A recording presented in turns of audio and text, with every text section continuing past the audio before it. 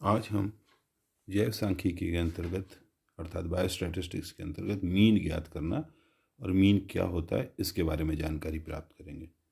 इससे पूर्व हमने बायोस्टैटिस्टिक्स की टेबल बनाना, स्टैटिस्टिक्स की टेबल बनाना, सेंट्रल टेंडेंसीज़ के बारे में पढ़ने का प्रयास किया था और आशा है आपके बाकी बात समझ में आई होगी। आज उसी सेंट्रल टेंडेंसी की एक प्रवृत्ति, केंद्रीय प्रवृत्ति, सेंट्रल टेंडेंसी जिसको कहा है, उसकी एक प्रवृत्ति, प्रथम प्रवृत्ति जिसे कहते हैं माध्य ज्ञात करना या माध्य क्या होता है उसके बारे में जानेंगे। ये माध्य तो केंद्रीय बिंदु की तरह ही हम इसे स्टडी करते हैं और हमने आपसे विगत कक्षा में बताया था कि जब हम किसी चीज़ का एवरेज निकालें, मैथमेटिकल एवरेज निकालें, तो उसे माध्य कहते हैं। ये बड़ा आसान है और सरल है और बड़े आसानी से समझ में आ जाता है। मैंने आपसे विगत कक्षा में कहा था कि हमें कुछ छोटी छोटी बातों का ध्यान रखना है। एक तो गलती नहीं हो, स्पष्ट हो, आंकड़ों को हम सही ढंग से लिख सकें और आंकड़ों का जब हम समेशन करें तो समेशन का वो निशान, सिग्मा का निशान आपको याद होगा, वो भी हर जगह प्रयोग किया जाएगा। तो आइए मीन के बारे में थोड़ी सी जानकारी लेते हैं। मीन भी एक सेंट्रल टेंडेंसी है, मैंने जिस प्रकार से आपको बताया कि ये, और मैं जिन मीन को एक्सप्लेन करने जा रहा हूँ वो अर्थमेटिकल मीन को एक्सप्लेन करने जा रहा हूँ। लास्ट कक्षा में हमने आपको बताया था कि 3 तरह की मीन्स होती हैं, अर्थमेटिकल, जियोमेट्रिक और हार्मोनिक, है ना। उसी के बारे में आज थोड़ी सी विस्तार से चर्चा करते हैं। आइए, तो टाइप्स ऑफ मीन होती है अर्थमेटिक मीन, जियोमेट्रिक मीन और हार्मोनिक मीन। पहले इन तीनों मीनों का छोटी छोटी डेफिनेशन समझ लेते हैं। ये अर्थमेटिक मीन बिल्कुल सिंपल है कि ये सबसे अधिक प्रयोग में लिए जाते हैं और इसमें माध्य में केवल माध्य के संबंधों से पुकारते हैं। इसमें 2 प्रकार की कैलकुलेशन हो सकती है। 2 प्रकार की कैलकुलेशन या परिकलन कैलकुलेशन 2 प्रकार से होती है। एक होती है सिंपल अर्थमेटिक मीन की, तो हम सबसे पहले सिंपल अर्थमेटिक मीन देखेंगे और उसके बाद देखेंगे वेटेड अर्थमेटिक मीन। आज तो हम सिर्फ मीन और उसका भी सबसे सिंपल जो पहला हिस्सा है वो समझने का प्रयास करेंगे, जिससे ज़्यादा लोड ना हो, और उसके बाद अगली कक्षा के अंदर या अगले लेक्चर के अंदर हम ये समझेंगे कि बाकी कैलकुलेशन कैसी होती है। उसमें मैं आपको पेन पेंसिल से और पेपर से, चूँकि इसके ऊपर ये संभव नहीं हो पाता है, तब उस पर समझाते हुए बतलाऊँगा। तो चलिए इसको समझने का प्रयास करते हैं।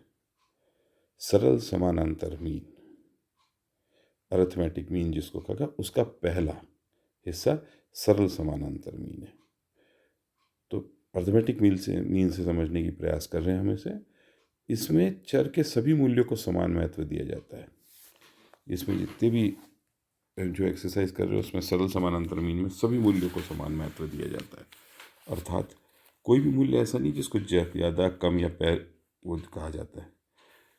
श्रेणी के मूल्यों के कुल योग में मदों की संख्या से भाग दिया जाता है। बड़ा सिंपल सा फॉर्मूला है। सभी मूल्यों को समान महत्व दिया जाता है, श्रेणी के मूल्यों के कुल योग के में पदों की संख्या का भाग दिया जाता है। अभी आप आगे इस फॉर्मूले को समझ लेंगे बिल्कुल सिंपल तरीके से, थोड़ा भी ध्यान रखिएगा। 3 कंडीशंस देखने को मिलती है इसमें। क्या क्या? जब आंकड़ों की बात कर रहे हैं तो नेचुरली आंकड़े ही इसमें जिम्मेदार है कंडीशंस डिसाइड करने के लिए। पहला, आंकड़े जब अवर्गीकृत हो, अर्थात अनग्रुप्ड हो, अनक्लासिफाइड हो, जिसे हम इंडिविजुअल सीरीज भी कहते हैं। ठीक है ना। तो मैंने यहाँ शॉर्ट में लिख दिया, आंकड़े जब अवर्गीकृत हो, अनग्रुप्ड हो, अनक्लासिफाइड हो, जिसे हम इंडिविजुअल सीरीज कहते हैं। ध्यान रखिएगा, इंडिविजुअल सीरीज है ये। दूसरा है आंकड़े जब वर्गीकृत हो, वर्गीकृत का मतलब है क्लासिफाइड हो, और यानी उसमें क्या है, जब क्लासिफाइड होते हैं तो आवर्ती बंटन हो जाता है। आवर्ती बंटन मतलब फ्रीक्वेंसी डिस्ट्रीब्यूशन। बंटन तो समझ रहे हो, डिस्ट्रीब्यूशन आवर्ती कहते हैं फ्रीक्वेंसी को, तो जिसमें फ्रीक्वेंसी डिस्ट्रीब्यूशन हो, और जिसे हम डिस्क्रीट सीरीज कहते हैं। पहले वाली को तो हमने इंडिविजुअल सीरीज कहा था, इसको डिस्क्रीट सीरीज कहते हैं। डिस्क्रीट सीरीज का ध्यान रखिएगा कि ये ऐसी सीरीज है जिसमें फ्रीक्वेंसी डिस्ट्रीब्यूशन आता है। एक तो वर्गीकृत होते हैं आंकड़े। तीसरा, जब आंकड़े आवर्ती बंटन में हुई हो, साथ ही साथ वर्ग अंतराल क्लास इंटरवल में भी हो। अच्छा, जिसे हम सतत श्रेणी या कंटिन्यूस सीरीज कहते हैं। इम्पॉर्टेंट बात है तीसरा वाला, ये थोड़ा इम्पॉर्टेंट भी है, और इसको इन दोनों जो आखिरी के दोनों उनको बनाने में थोड़ी सी दिक्कत है, पर कोई बात नहीं, वो मैं लिख के बना के बताऊंगा आपको। पहले आप इसको समझ लें। जब आंकड़े आवर्ती वर्तन में हो, साथ ही साथ वर्ग अंतराल क्लास इंटरवल में हो। हमने क्लास इंटरवल पढ़ी थी ना, जैसे 5 से 10, फिर 11 से 15, फिर 16 से 20, ऐसी क्लास इंटरवल बनाई जाती है। वो भी मैं आपको लिख के अभी दिखाऊंगा, तो आप क्लास इंटरवल भी समझ लेंगे। पहले बता रखा है, फिर भी क्लास इंटरवल अच्छी तरीके से आप समझ लेंगे। तो आइए अर्थमेटिकल मीन की पहला स्टेप देखें। आज हम इतना ही स्टेप देखेंगे, उसके बाद हम बाकी की चीज़ समझने का प्रयास करेंगे। तो पहले हम सरल समानांतर माध्य के बारे में, तो आप सब समझ गए कि सरल समानांतर माध्य के सभी मूल्य समान हैं। श्रेणी के मूल्यों का कुल योग में पदों की संख्या में भाग दिया जाता है, तो आसान हो गया, भाग दे। आइए हम साधारण सरल समानांतर माध्य कैसे ज्ञात किया जाता है, इसको समझने का प्रयास करते हैं। यह है सरल समानांतर माध्य ज्ञात करने का बिल्कुल सिंपल सा फॉर्मूला। पदों का योग को पदों की संख्या से भाग दिया जाता है। एन आइटम का मूल्य अगर आप इसमें गौर से देखेंगे तो ये आपको नज़र आ रहा है।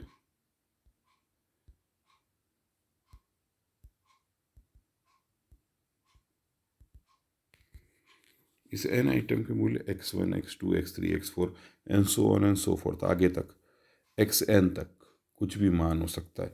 1 2 3 4 5 हो सकता है, 6 7, कुछ भी, कोई एनीथिंग, कोई सा भी मान हो सकता है। इन पदों के मानों का योग कर लिया जाए और उस पदों की संख्या 4 5 10 15 जितनी भी हो, उसको इससे गिनती कर दी जाए। अभी मैं एक सवाल आपको सॉल्व करके इस पे भेज देता हूँ, और उस सवाल को आप गौर से देखेंगे तो आपके 1 मिनट में समझ में आ जाएगा कि किस प्रकार हम इसको कर सकते हैं। एक सेकेंड, है ना, वर्क नहीं कर रहा क्या?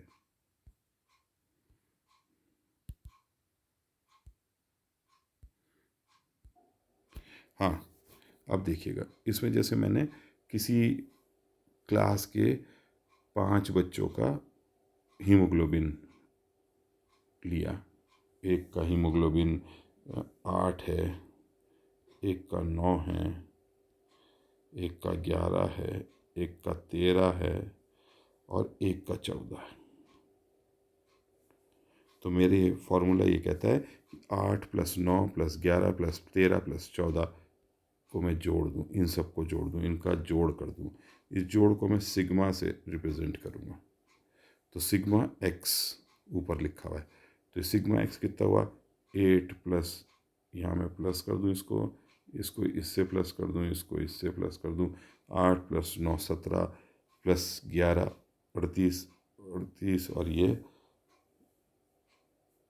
सॉरी 8 और 9 17, 17 और ये 28, 28 और 13 41, 41 और 14 55, ये 55, और 55 को मैं डिवाइड कर दूं नंबर ऑफ, तो 1 2 3 4 5, ये 1, ये 2, ये 3, ये 4 और ये 5, 5 पद है, इससे डिवाइड कर दूं तो मेरा जो उत्तर आएगा, यानी सिग्मा एक्स अपॉन एन को जब मैं इस्तेमाल करूँगा इस फॉर्मूले को, तो इसमें आएगा 55 डिवाइडेड बाई 5, तो उत्तर आएगा 11।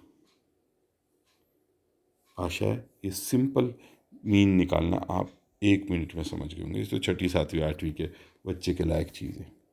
अब हम जो एक्सरसाइज देखने जा रहे हैं, वो नेक्स्ट एक्सरसाइज, अब वर्गीकृत आंकड़ों की बात कर रहे हैं। हमने पहले ही कर दिया ना कि वर्गीकृत हैं आंकड़े, डिस्क्रीट है, आवंटी बंटन वो हो चुका है। मैंने आपसे कहा था कि फ्रीक्वेंसी आ चुकी है, डिस्क्रीट फ्रीक्वेंसी डिस्ट्रीब्यूशन आ रखा है, और क्लासिफाइड आंकड़े। तो अब आप कैसे करोगे?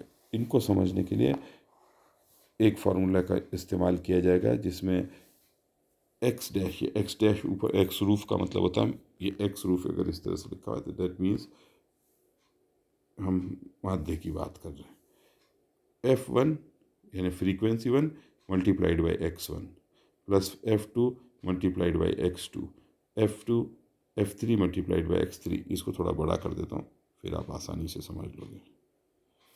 इस तरह से fn multiplied by xn divided by number of frequencies, 1 2 3 4 जितनी भी फ्रीक्वेंसी है सारों को जोड़ लिया जाए और उससे डिवाइड कर दिया। तो सिग्मा एफ डॉट एक्स का मतलब आप समझ गए होंगे और सिग्मा एफ का मतलब भी समझ गए होंगे। तो यहाँ पर जो इनके निशान इस्तेमाल किए गए उनको मैंने यहाँ समझाने का प्रयास किया। यहाँ एक्स के ऊपर रूफ का मतलब है माध्य, सिग्मा एफ डैश एक्स सभी पद आवर्तियों के गुणनफल का योग है, आवर्ती और उसका गुणनफल। अभी मैं एक सिंपल सा बनाता हूँ आपके लिए, तो उससे आपको पता चल जाएगा कि मैं क्या बात कर रहा हूँ।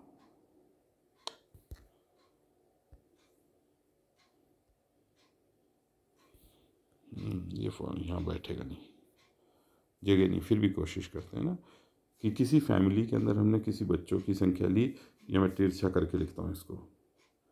नंबर ऑफ चिल्ड्रन है 0 1 2 3 4 5 6 7 और इसकी फ्रीक्वेंसी है 5। ये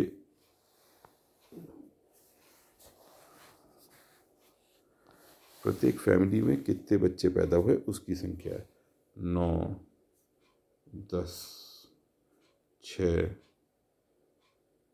5 3 2 1, ये फ्रीक्वेंसी है। और ये ऊपर आपको उसका नंबर मिल रहा है बड़े आराम से। इसको 5 को 0 से इंटू करेंगे, ये f है तो f को इंटू करेंगे x के साथ, ये x से आंकड़ा है, 5 इंटू 0 तो 0 आ जाएगा। 9 को इससे करेंगे तो 9 आ जाएगा, इसको जोड़ते जाएंगे। 2 को 10 को 2 से करेंगे तो 20 आ जाएगा। इस तरह से पूरों को जब कर लेंगे तो ये सारे मिल करके एक टोटल बन जाएगा। और इस टोटल को जब हम जोड़ेंगे, इसको sigma F x upon sigma F इस तरह के फॉर्मूले से करेंगे जो मैंने लिख रखा है। तो सिग्मा एफ एक्स कितना आया, सिग्मा एफ एक्स आया 101 और नीचे फ्रीक्वेंसी कितनी आई, तो सारे जो 5 9 10 6 5 3 2 1 अगर ये जोड़ दी जाए तो इसका फ्रीक्वेंसी आ रही है 41। इसको जोड़ेंगे, आप इसको जोड़ के कभी भी देख लीजिएगा, तो इसका उत्तर आएगा 2.46। 2.46 इसका आंसर आया। आशा है आप ये समझ गए होंगे।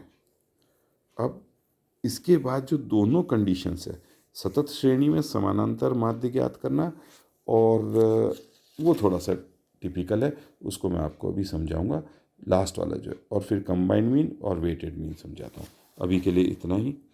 आशा है आपके यहाँ तक समझ में आएगा। ये एक्सरसाइज करके ज़रूर देख लीजिएगा, और मैं भी आपको इसके बाद व्हाट्सएप पे एक्सरसाइज दे दूँगा, जिसको कि आपको सॉल्व करने से 1 2 बार करने के बाद सॉल्व करने के बाद आप बिल्कुल आसानी से समझ जाएंगे।